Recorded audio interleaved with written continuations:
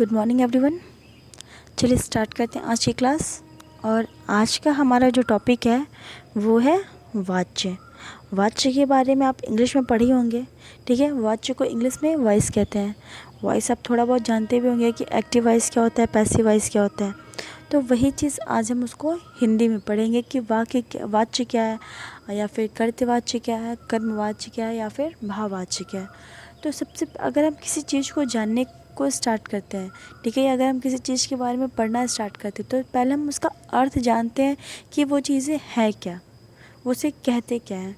तो अगर हम पहले अर्थ जानने की कोशिश करें तो हम वाच्य का अर्थ यही पाते हैं कि बोलने का विषय, यानी कि अगर हम अपनी बातें रख रहे हैं तो उसमें हमारा जो विषय है वो क्या है, हम प्राथमिकता किसको दे रहे हैं, ठीक है। कभी कभी क्या होता है कि हम अपने पूरे वाक्य में कर्ता को बहुत ज़्यादा प्रेफरेंस देते हैं, कभी हम अपने वाक्य में कर्म को देते हैं और कभी अपने वाक्य में भाव को देते हैं। तो हमारा जो विषय क्या है वो पहले बताया जाता है, उसके बाद से उस वाक्य में किसको प्राथमिकता दी जा रही है, वो जो चीज़ें होती हैं वो हमारी वाच्य कहलाती हैं। यानी कि हमारे बोलने के विषय पर निर्भर करता है कि हमारा जो वाच्य है वो है कौन सा, ठीक है। यानी कि कर्मवाच्य है या फिर कर्तवाच्य है या फिर भाववाच्य है। तो चलिए स्टार्ट करते हैं आज का टॉपिक। सबसे पहले हम ये चीज़ बता दें कि जो वाक्य होता है, कोई भी वाक्य बिना क्रिया के कंप्लीट नहीं होता है, ठीक है। अगर क्रिया उस वाक्य में नहीं जुड़ी रहेगी तो वो अपना एक पूरा अर्थ नहीं देता है, कंप्लीट सेंस वो कभी नहीं दे सकता। ऐसा लगेगा जैसे कि वो वाक्य क्या है, वो अधूरा है। यानी कि एक क्रिया होती है वो क्या करती है, वाक्य को पूरा करने का कार्य करती है और साथ ही साथ वाक्य को एक पूरा अर्थ देने का कार्य करती है। तो यानी हमारी क्रिया से ही ये वाक्य पता चलता है कि वाक्य में कि पूरे वाक्य में जो विषय है वो है क्या, यानी कि कौन प्रमुख है, कर्ता प्रमुख है या फिर कर्म प्रमुख है या फिर भाव प्रमुख है। आप यहाँ पे चीज़ देखोगे भी, लिखा भी होगा कि क्रिया के जिस रूप से यह ज्ञात हो कि वाक्य में क्रिया द्वारा बताए गए विषय में कर्ता क्रिया द्वारा, ठीक है, यानी कि प्रेफरेंस किसको दिया गया है, क्रिया को दिया गया है। क्रिया द्वारा बताए गए विषय में कर्ता कर्म अथवा भाव में से कौन प्रमुख है। तो यानी कि क्रिया ही ये चीज़ डिसाइड करती है कि किसको ज़्यादा प्रेफरेंस दिया जाए, कर्ता को दिया जाए या कर्म को दिया जाए या फिर भाव को दिया जाए। क्योंकि कोई भी सेंटेंस, अभी हम बोले ना कि बिना क्रिया के पूरी नहीं होती है, और क्रिया ये चीज़ निर्धारित करती है कि किसे प्राथमिकता दी जाए। तो वाच्य वही होता है हमारे बोलने का विषय, और बोलने के मतलब यहाँ पर बोलने का विषय होता है वाच्य। तो चलिए स्टार्ट करते हैं आज इसके बारे में पढ़ना, ठीक है। आप यहाँ पे इसमें 2-3 एग्जांपल्स लिखवाए हैं। आप उस एग्जांपल में देखोगे कि राधा पत्र लिखती है, या फिर ये पत्र राधा द्वारा लिखा जाता है, या फिर राधा से पत्र नहीं लिखा जाता, राधा से नहीं लिखा जाता। ये 3 सेंटेंस है। आप तीनों में देखो कि अगर हम उसमें से क्रिया को हटा दें तो हमारा क्या अर्थ पूरा हो पाएगा, नहीं हो पाएगा। राधा पत्र लिखती है, यहाँ पर जो लिखती है वो क्रिया है, क्योंकि लिखना भी एक क्रिया और होना भी एक क्रिया है। तो क्रिया ये निर्धारित करी है कि किसको प्राथमिकता दी जाए, यानी कि लिख कौन रहा है, तो राधा लिख रही है ना। तो यानी कि क्रिया ये चीज़ बताती है कि इस वाक्य में राधा का जो रोल है वो बहुत मेन है, क्योंकि वही पत्र लिखने का कार्य कर रही है। तो एक तो ये चीज़ कि हमारा क्रिया ये निर्धारित कर रही है कि उस विषय में किसको ज़्यादा महत्व दिया जाए, और दूसरा हमारा जो क्रिया है वो उस वाक्य में लगकर उस वाक्य को पूरा कर रही है और एक कंप्लीट सेंस दे रही है। तो वही होता है वाच्य। यानी कि क्रिया क्या करती है, क्रिया द्वारा बताए गए विषय में कर्ता कर्म अथवा भाव में से कौन प्रमुख है, ये बताने का कार्य क्रिया करती है, और यही चीज़ हमारा वाच्य कहलाता है। अब चलिए स्टार्ट करते हैं कि वाच्य के भेद कितने होते हैं। वाच्य के यहाँ पे 3 भेद लिखे गए हैं। पहला होता है कर्तवाच्य, दूसरा होता है कर्मवाच्य और तीसरा होता है भाववाच्य। कुछ वर्ड्स ऐसे होते हैं जो खुद को ही डिफ़ाइन करते हैं कि मैं हूँ क्या, या मेरी परिभाषा क्या है, ठीक है। तो यहाँ पर अगर हम कर्तवाच्य देखें, कर्मवाच्य देखें या फिर भाववाच्य देखें, तीनों को अगर हम पढ़ेंगे या फिर सुनने में भी ऐसा साउंड करेगा जैसे ये खुद को ही डिफ़ाइन कर रहे हैं कि कर्तवाच्य क्या होता है, भाववाच्य क्या होता है या फिर कर्मवाच्य क्या होता है। कर्तवाच्य होता है जिसमें कर्ता को ज़्यादा प्राथमिकता दी जाती है, कर्मवाच्य होता है जिसमें कर्म को बहुत ज़्यादा प्राथमिकता दी जाती है, ठीक है। और भाववाच्य होता है जिसमें कि कर्ता और कर्म से ज़्यादा भाव को प्राथमिकता दी जाती है। तो चलिए सबसे पहले स्टार्ट करते हैं कर्तवाच्य। अभी हम वही बोले ना कि कर्ता क्रिया के जिस रूप से, यानी कि कंप्लीट क्रिया ही निर्धारित करिए कि किसे प्राथमिकता दी जा रही है। तो क्रिया के जिस रूप से, जिस रूप में कर्ता प्रधान हो उसे कर्तवाच्य कहते हैं। यानी कि क्रिया के जिस रूप में ये पता चले कि प्रधान कौन है, कर्ता है या कर्म है, उसके आधार पर निर्धारित होती है कि वो कर्तवाच्य के अंतर्गत आती है या फिर कर्मवाच्य के अंतर्गत आती है। तो क्रिया के जिस रूप में कर्ता प्रधान हो उसे कर्तवाच्य कहते हैं, ठीक है। और इसमें लिंग एवं वचन प्रायः कर्ता के अनुसार होते हैं। सबको पता है कि कर्ता अगर पुल्लिंग है तो उसका वो क्या बोलते हैं, अगर हम पुल्लिंग है तो हम ये तो बोलेंगे नहीं ना कि राम पढ़ती है, हम तो ये बोलेंगे ना कि राम पढ़ता है, ठीक है। सीता लिखती है, ये नहीं बोलेंगे कि सीता लिखता है, ठीक है। तो जो कर्ता है उसी के आधार पर निर्धारित होता है कि उसका लिंग वचन क्या रखा जाएगा। और अगर हम कर्तवाच्य की विशेषता देखें तो हम ये चीज़ पाएंगे कि कर्तवाच्य जो होता है बहुत फ्लेक्सिबल होता है, यानी कि उसमें बहुत आसानी से वो किसी वाच्य में परिवर्तित हो जाता है, ठीक है। इसका बस एक ही कारण होता है, क्योंकि कर्तवाच्य जो होता है वो सकर्मक भी होता है और कर्तवाच्य होता है वो अकर्मक भी होता है। यानी कि कर्तवाच्य में कर्म पाया भी जाता है और कर्तवाच्य में कर्म नहीं भी पाया जाता है, ठीक है। और यही इसकी एक सबसे बड़ी विशेषता है जिसके कारण से कर्तवाच्य कर्मवाच्य में भी परिवर्तित हो जाता है और कर्तवाच्य जो होता है वो भाववाच्य में भी परिवर्तित हो जाता है, ठीक है। और दूसरी चीज़ यहाँ पर लिखा है कि इसमें लिंग एवं वचन प्रायः कर्ता के अनुसार होते हैं, ठीक है। तो अगर हम बोलेंगे कि राम खेलता है तो यहाँ पर एक तो ये कर्ता हो गया, दूसरा राम खेलता है, यानी कि एक इंसान के बारे में बात की गई है, तो यानी कि वो एक वचन हो गया। अगर हम यही बोलेंगे कि बच्चे खेलते हैं तो यहाँ पर एक बच्चे की बात नहीं की गई है, बहुत सारे बच्चों की बात की गई है। और खेलते हैं यानी कि यहाँ पर उसका जो क्रिया है वो भी क्या है, बता रहा है कि वो एक की बात नहीं की जा रही है, बहुत लोगों की बात की जा रही है। तो यहाँ पर भी क्या हो गया, कर्ता जो हो गया वो बहुवचन में हो गया। दूसरी चीज़ कि बच्चे हैं तो वो पुल्लिंग में हो गया। अभी हम वही बोलते हैं कि राधा पढ़ती है तो स्त्रीलिंग हो गया, वे लड़कियाँ खेल रही हैं तो वो क्या होगा हमारा क्या बोलते हैं स्त्रीलिंग में हो गया और वे ये बहुवचन में हो गया, ठीक है। तो इस तरह से जो कर्तवाच्य होता है वो उसमें कर्म पाया भी जाता है और कर्म का अभाव भी होता है। यानी कि कर्तवाच्य सकर्मक भी होता है, कर्तवाच्य अकर्मक भी होता है, कर्तवाच्य सकारात्मक भी होता है और कर्तवाच्य नकारात्मक भी होता है, ठीक है। कर्तवाच्य सकर्मक ऐसे होता है कि राम किताब पढ़ रहा है तो राम क्या पढ़ रहा है, तो राम किताब पढ़ रहा है तो सकर्मक हो गया। और अगर वही कर्तवाच्य अकर्मक भी होता है, यानी कि राम पढ़ रहा है, राम क्या पढ़ रहा है तो नहीं पता कि राम क्या पढ़ रहा है, तो यानी कि कर्तवाच्य में कर्म है भी और कर्तवाच्य में कर्म नहीं भी है, ठीक है। तो राम पढ़ रहा है वो आपका सकारात्मक भी हो गया और राम नहीं पढ़ रहा ये आपका नकारात्मक हो गया। तो कर्तवाच्य की बहुत सारी विशेषता होती है कि कर्तवाच्य एक वचन भी हो सकता है, कर्तवाच्य बहुवचन भी हो सकता है, उसको पुल्लिंग में भी लिखा जाता है, स्त्रीलिंग में भी लिखा जाता है, सकारात्मक भी होता है, नकारात्मक भी होता है, सकर्मक भी होता है और अकर्मक भी होता है। इस तरह से कर्तवाच्य की बहुत सारी विशेषताएँ होती है। तो ये था हमारा कर्तवाच्य, जिसमें हमें क्रिया के रूप से हमें पता चलता है कि वाक्य में प्रधानता किसको दी जा रही है, यानी कि कर्ता को दी जा रही है। तो ये हमारा कर्तवाच्य हो गया। अब दूसरा हमारा जो टॉपिक है वो है कर्मवाच्य।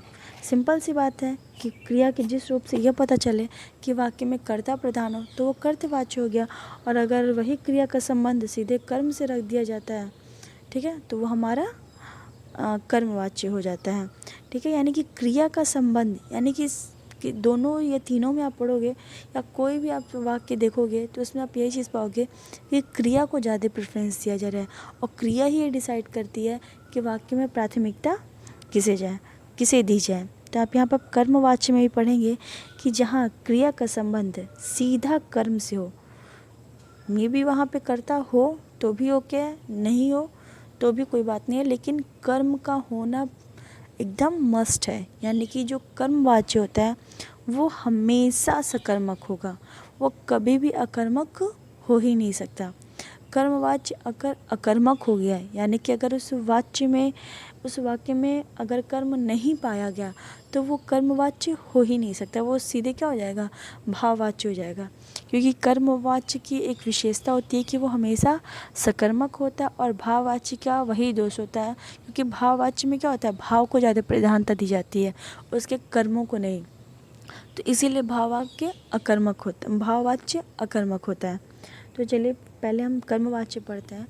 तो कर्मवाच्य में हम यही चीज़ अभी पढ़े हैं ना कि क्रिया का सीधा संबंध किससे होता है, कर्म से है, तथा क्रिया का लिंग तथा वचन कर्म के अनुसार होता है।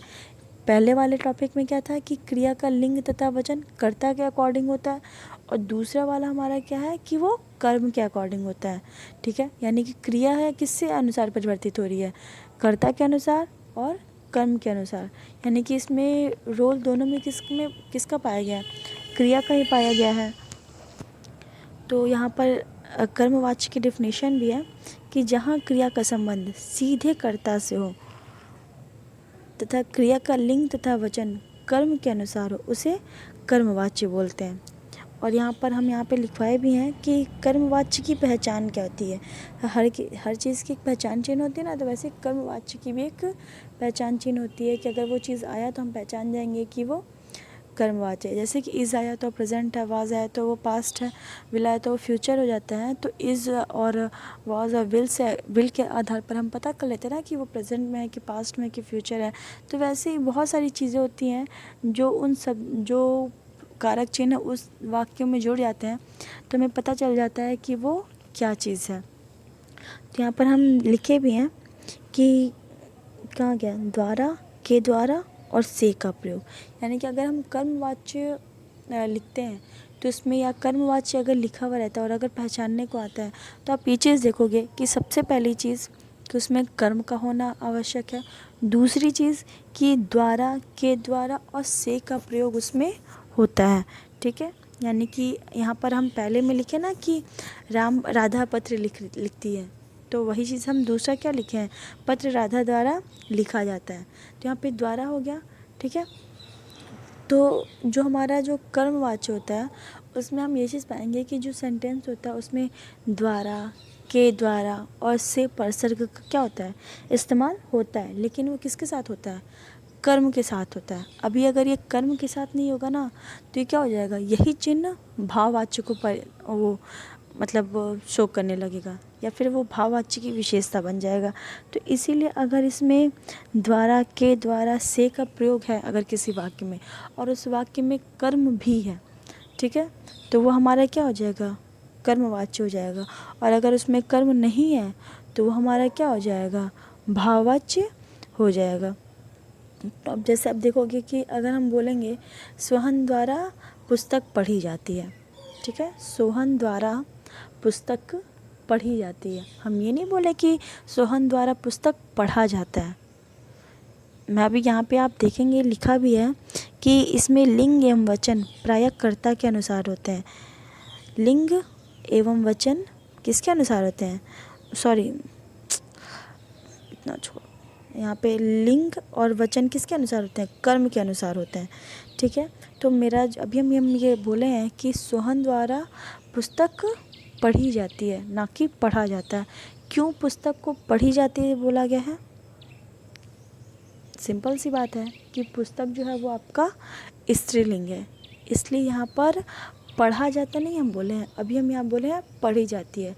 तो हमारा कर्म के अकॉर्डिंग हमारा लिंग और वचन क्या होता है, चेंज होता रहता है। अभी वही हम बोलते हैं, अगर हम इस वाक्य में सोहन को प्रेफरेंस देते हैं तो हम क्या बोलते हैं, सोहन पुस्तक पढ़ रहा है, ठीक है। लेकिन अभी हम इसको कर्म में रख रहे हैं, तो हम यहाँ पर उसके कर्म को ज़्यादा प्रेफरेंस दे रहे हैं और उसी के अकॉर्डिंग हम लिंग को चेंज कर रहे हैं।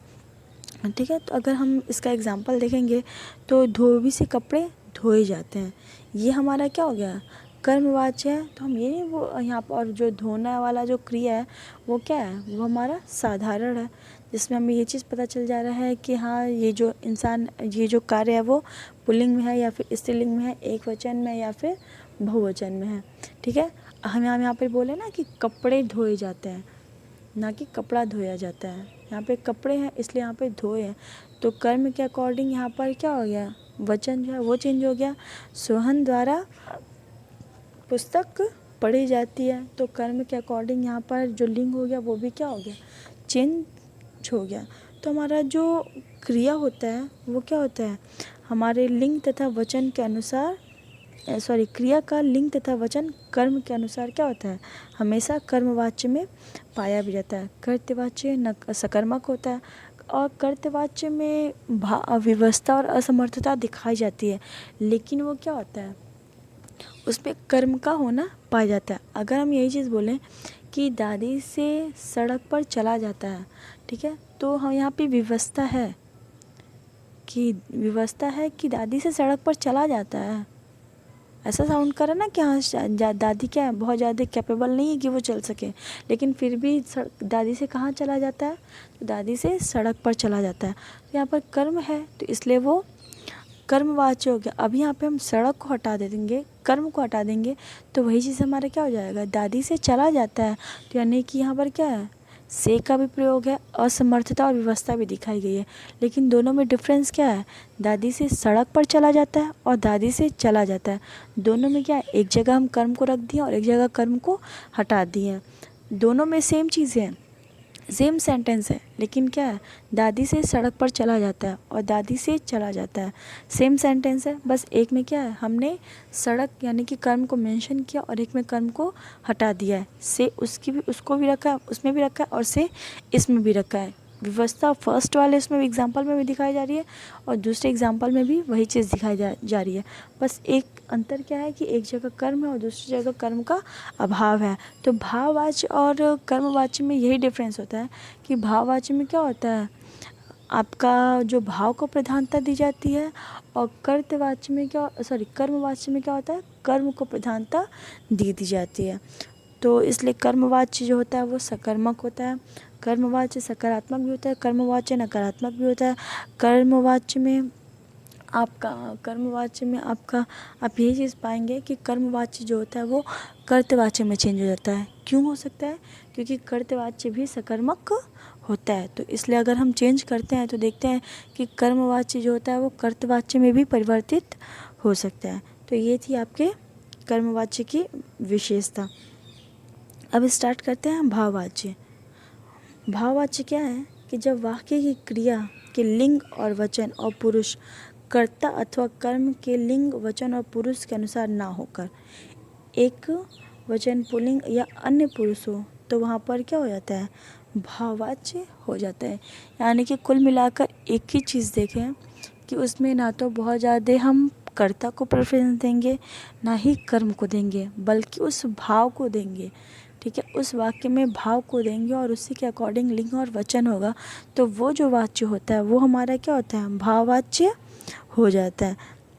भाववाच्य की भी विशेषता है। अभी हम बोले ना कि भाववाच्य और कर्मवाच्य में डिफरेंस क्या है, दादी से सड़क पर चला जाता है और दादी से चला जाता है, दोनों सेम सेंटेंस है, दोनों में से का प्रयोग हुआ है, लेकिन बस वही एक में कर्म रख दिया गया और एक में कर्म हटा दिया गया है। सिंपल सी बात है कि कर्मवाच्य में कर्म होता है, भाववाच्य में कर्म का होना उतना मस्ट नहीं पाया जाता, उसमें भाव को प्रधानता दे दी जाती है।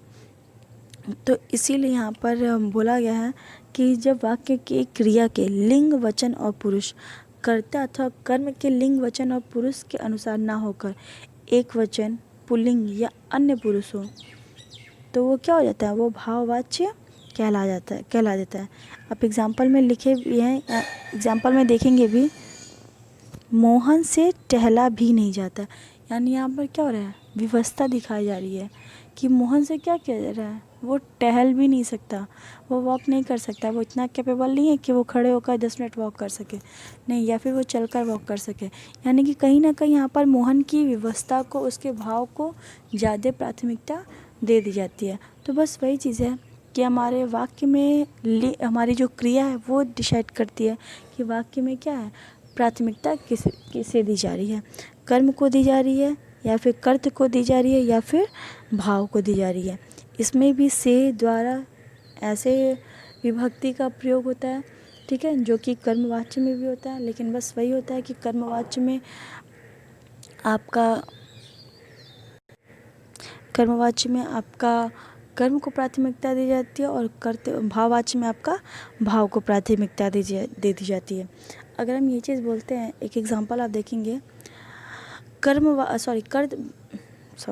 भाववाच्य में कर्ता हो भी सकता है और कर्ता क्या होता है, नहीं भी हो सकता है। बालकों से लिखा नहीं जाता, ठीक है। बालकों से क्या नहीं लिखा जा रहा है, यहाँ पे कोई कर्म है, नहीं पता ना कि क्या नहीं लिखा जा रहा है, कॉपी नहीं लिखा जा रहा है, बुक नहीं लिखा जा रहा है, क्या न्यूज़ नहीं लिखा जा रहा है, आर्टिकल नहीं लिखा जा रहा है, क्या नहीं लिखा जा रहा है, नहीं पता, ठीक है। तो बालकों से लिखा नहीं जाता। देखिए एक चीज़ है कि सकर्मक और अकर्मक वाक्य कैसा है, इसको पहचानने का एक ही सिंपल सा वो एक तरीका होता है कि अगर हम उस सेंटेंस को पढ़ते हैं और अगर हम क्वेश्चन करते हैं और हमको हमारा रिस्पांस मिल जाता है, इसका मतलब है कि वो सकर्मक है। हमने क्वेश्चन किया और हमको हमारा रिस्पांस नहीं मिला, इसका मतलब है कि वो क्रिया अकर्मक है या फिर वो वाक्य अकर्मक है। अभी हम ये चीज़ बोलें कि बालकों से किताब लिखा नहीं जाता, तो यहाँ पर क्या है, बालकों से क्या नहीं लिखा जाता, तो बालकों से किताब नहीं लिखा जाता। तो हम क्वेश्चन करते और हमको हमारा जवाब मिल जाता, तो हमारा सकर्मक हो जाता है। अब यहाँ पर हम बोले हैं कि बालकों से लिखा नहीं जाता, तो हम यहाँ क्वेश्चन करेंगे तो हमको कुछ रिस्पॉन्स मिलेगा, कोई रिप्लाई मिलेगा कि बालकों से क्या नहीं लिखा जाता है, कुछ है उस सेंटेंस में, कुछ भी नहीं है ना। तो बस वही है कि भाववाच्य में क्या होता है, कर्म नहीं होता है, वो अकर्मक होती है और उसमें भाव को प्रधानता दे दी जाती है। तो इसीलिए यहाँ पर है कि भाववाच्य में जो क्रिया है वो अपने आप में ही क्या होती है, प्रधान होती है, उसमें कर्ता या कर्म को प्रधानता नहीं दी जाती है। बालकों से लिखा नहीं जाता, यहाँ पर जो क्रिया है वो खुद ही असमर्थता, वो खुद ही प्रधान है और खुद ही व्यवस्था को क्या कर रही है, दिखा रही है कि हाँ वो बच्चे ऐसे हैं जो लिखने में समर्थ नहीं है। एक एग्जांपल आप देखेंगे, घायल होने के कारण उससे उड़ा नहीं गया। कौन घायल है, इंसान घायल है या फिर जानवर घायल है, किसी के बारे में रखा गया है या बोला गया है, नहीं ना। तो यानी कि कर्ता हो तो भी ओके है, कर्ता ना हो तो भी ओके है, ठीक है। यहाँ पर जो भाववाच्य होता है उसमें भाव का होना बहुत ज़्यादा मैटर करता है। और भाव जो होता है वो क्या होता है, वो क्रिया में अपने भाव में क्रिया क्या होती है, भाववाच्य में क्रिया का प्राथमिकता दी जाती है और वो जो क्रिया होती है वो स्वयं में प्रधान होती है। यानी कि घायल होने के कारण उससे उड़ा नहीं गया। यहाँ पे पक्षी की विशेषता बता रही या पक्षी के बारे में बोला जा रहा है, लेकिन पक्षी में भी क्या है, यहाँ पे पक्षी वर्ड का यूज़ किया गया है, नहीं ना किया गया। घायल होने के कारण उससे उड़ा नहीं जा गया, ठीक है। तो यहाँ पर कहीं ना कहीं क्या है, जो क्रिया है वो अपने आप में ही प्रधान है कि वो उड़ने में क्या है, समर्थ नहीं है। तो हमारी जो क्रिया है वो बताती है कि वाक्य में कर्ता प्रधान है या फिर कर्म प्रधान है या फिर भाव प्रधान है। और जो भाववाच्य होता है वो अकर्मक होता है। और कर्तवाच्य की एक विशेषता बताया था ना कि कर्तवाच्य सकर्मक भी होता है और अकर्मक भी होता है, वो फ्लेक्सिबल होता है। तो इसीलिए कर्तवाच्य भाववाच्य में परिवर्तित हो जाता है और भाववाच्य जो होता है वो कर्तवाच्य में परिवर्तित हो जाता है। और भाववाच्य जो कर्तवाच्य होता है वो सकर्मक होता है, इसके कारण से वो कर्म में परिवर्तित हो जाता है।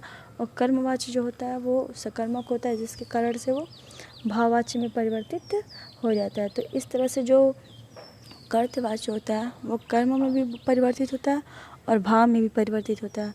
कर्मवाच्य होता है वो कर्तवाच्य में परिवर्तित हो जाता है और जो भाववाच्य होता है वो कर्तवाच्य में परिवर्तित हो जाता है। तो ये है वाच्य, ठीक है। और वाच्य होता है वो बोलने का विषय होता है, यानी कि हमारा जो क्रिया है वो बताता है कि हमारे बोले गए विषय में कर्ता प्रधान है या फिर कर्म प्रधान है या फिर भाव प्रधान है, ठीक है। क्रिया ही ये बताती है कि उस वाक्य में प्रेफरेंस किसको दिया गया है, कर्ता को दिया गया या कर्म को दिया गया या फिर भाव को दिया गया है।